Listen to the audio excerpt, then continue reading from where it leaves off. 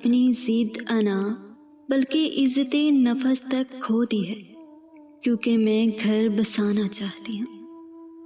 میں جب بیٹی تھی نا تو بہت ضدی تھی، انتہا کی انا پرست۔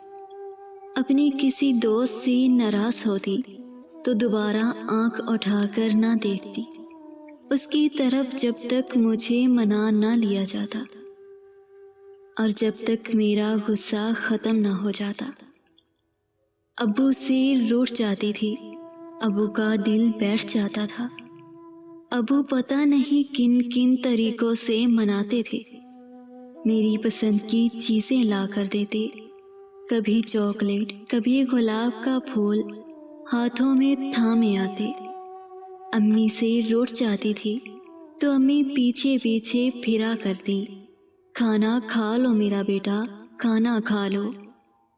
لیکن اب میں بیوی ہوں، میں نے اپنی ضد انا بلکہ عزت نفس تک کھو دی ہے، کیونکہ میں گھر بسانا چاہتی ہوں۔ میں سب کام کرتی ہوں اور جب تھک ہار کر بیٹھ جاتی ہوں تو بات پہ بات میری بے عزتی کی جاتی ہے، مجھ سے بلا وجہ ناراض ہوا جاتا ہے۔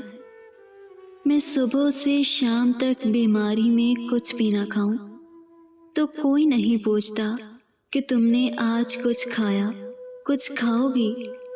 میں میکے ملنے جانے کی بات کروں تو سب کے منہ بن جاتے ہیں۔ میں جب تھک ٹوٹ کر رات کو بستر پر لیٹتی ہوں تو ماں تم یاد آتی ہو۔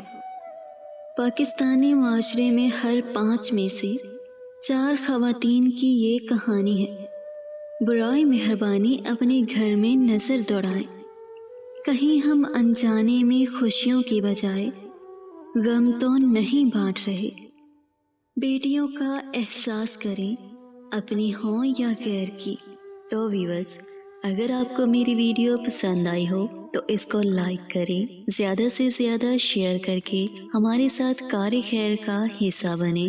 اگر آپ میرے چینل پر نئے ہیں تو میری چینل زمر وائس کو سبسکرائب کر کے بیل نوٹیفیکیشن کو آن کر لیں، تاکہ فیوچر میں آنے والی ویڈیو کے نوٹیفیکیشنز آپ کو بر وقت ملتے رہیں۔